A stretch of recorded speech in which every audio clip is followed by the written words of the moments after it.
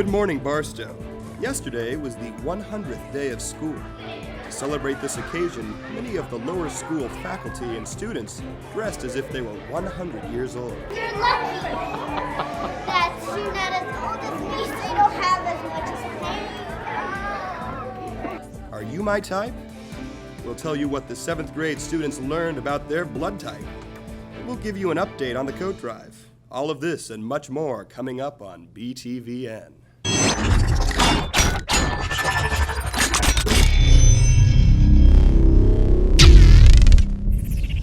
Good morning, Barstow. This is Harrison Rosenthal reporting live from BTVN studios here in the west end of the building. Joining us is Miss Maya McGee. Miss McGee, how are you? Good, how are you? Good. Some nice weather we're having, isn't it? Yes, it's quite out of the ordinary. I know. Can you believe it's supposed to drop to 30 tomorrow? I know, it's crazy going from this nice weather to 30. I tell you. Well, the BTVN crew would like to welcome Miss McGee, who is making her BTVN debut. Maya is co-anchoring this morning to discuss the recent blood typing of the 7th grade science classes. Yeah, we are. We did all sorts of blood typing stuff, and it's really cool. Looking forward to hearing about that, Maya. We will come back to that story in a moment, but now Miss McGee is going to get us started with some important announcements. We have surpassed 100 days of school. Many lower school students are celebrating by dressing as if they were 100 years old. Looks like they had a lot of fun with it. However, what this means is that midterm is upon us, and this is a friendly reminder to keep up the hard work and stay focused on our studies. Be sure to drop by Price Hall Wednesday, February 6th for the lower school Bring Your Parent to School /open house from 6:30 to 8. Additionally, that same evening is the presentation of the lower and middle school science fair projects from 6:30 to 8. Yep. So, Maya, I am just dying to know about this blood typing project. Yes. Why don't we take a look at a video piece that BTVN's Joey Penn put together for us, and when we're finished, can you tell me a little bit about what you guys did? Yep. Wonderful. Take a look. This is anti-B, it's the RH factor, whether you have... I'm going to be teaching the kids a little bit about blood typing and genetics and how that applies in the hospital or in the medical field. Your blood types are inherited, obviously, from both of your parents, so we're going to go over the 4 basic blood groups, A, B, O, and AB, and it's always kind of fun. You don't need much. I need 3 drops of blood. That's about it. I have my reagents that I introduce them to and show them they are antibodies that will mix with the antigens that they have inherited. And then we will do a little agglutination test, and from what I understand, then they put it into their Excel spreadsheets, and then they kind of collect the data to see if the Barstow blood typing data kind of lines up with the national. So it's kind of an interesting, kind of a fun experiment to do as far as teaching the kids about blood typing, teaching them the universal donor, the universal recipient, that type of thing. If you have cold hands, do me a favor, start doing this and rubbing your hands together. It's always good to get the circulation going. Well, in science, we got our blood typed, and they would prick your finger. Well, first clean your finger off, and then they prick it, and then she'd mix like antibodies, like anti-A and anti-B and RH, and she'd mix them with your blood. And if it clumped in like A and clumped in RH, you'd be like A positive, but if it didn't, you'd be A negative. There you go. Sorry. You okay? I'm fine. Okay. Okay. So Jesse, did you have fun doing the blood typing? Yes. Learn anything? Well, I learned that since I'm an AB positive, I can receive any blood, A, B, or O, and that's pretty rare. Yeah, so do you know, out of 100 people, about how many people would have AB positive? 4. Yeah, 3 or 4 people, that's awesome. So, so do you want to talk about the kind of surprising and shocking news after you were typed? Your friend? Oh yeah, my friend Bradley, he is also an AB positive, and so we're kind of like matching. Guess who else is? Olivia.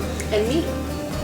So yeah, that was really pretty neat. So we had a great time blood typing, and the kids are, I think, pretty excited and looking forward to our unit on genetics.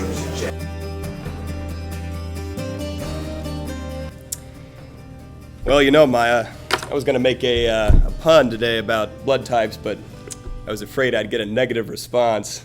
Oh, come on, Harrison! That's funny. Well, now, why don't you tell us about what you learned, Maya? Okay, so what we did is Miss Jones came in and she tested us for our blood types, and we learned about our blood types and what they were, and she made a short presentation about the genes, and what we discovered is that there are 4 different blood types with 4 different combinations for 3 different alleles. So there's type A, type B, type AB, and type O. Now type O is the recessive gene, meaning if it's type AO, they'll still type out as only A. And it was really cool because we learned about why some people can get some blood types and others can get other ones, and it was pretty interesting. For example, A, they can only get A blood or O blood because O blood is the universal donor, meaning they can give blood to anyone, whereas O can't receive just any blood. They have to receive only O blood. And it was really cool. We learned all sorts of stuff, and it was fun. Very nice. So which blood type are you? I am an A positive. Ah, very nice. Yes. We're not sure if I'm an AO or an AA because my parents don't know their blood types, but we think I'm an AA. Very interesting. We in our biology class have just been studying some Mendelian genetics, and specifically we got through a section on blood typing. Interesting stuff. It's very interesting. Well, on a separate note, we now take you to the desk of Miss Fulbright. This is your friendly reminder that the dress code is in effect, and if you choose to come to, you should come to school, but if you choose to come to school not wearing the proper clothes, you will be sent home. Yes, if you choose to wear yoga pants or leggings, you also need to wear long tops or tunics or sweaters, or you will be sent home to change. If there are any upper school students who still have questions about the dress code, there's a copy of the official document outside of Miss Fulbright's office. Ms. Fulbright would also like to announce that we will be having a sack lunch for the KC Rep field trip on February 7th. She needs a count of all vegetarian, vegan, and flexitarian meals by Wednesday, January 30th. There's a sign-up sheet on her door. Are you interested in trying out for the 2013-2014 cheer squad? If so, there's a mandatory parent-student cheer meeting Wednesday, February 6th at 7 p.m. in the library meeting room. The meeting will cover estimated costs and practice dates for regional in July. Coach Hilvitz would like to have a co-ed or all-female squad, so any students, male or female, currently in grades 8 through 11 are invited to come to the meeting. One of your parents or guardians must be present during this meeting. And finally, we would like to leave you today with this simple reminder to bring in your gently used hats, gloves, mittens, scarves, and coats to help out the students and families of McKinley Elementary School. Please bring all of your items to Mr. Luce's room by Friday. I took a peek in his room just a minute ago, and there's some coats in there, but quite frankly, I think we can do better, Barstow. What about you, Maya? I do, Harrison. Well, that's all we have for today. Enjoy the rest of your day. I'm Harrison Rosenthal. And I'm Maya McGee. Keep it real, Barstow.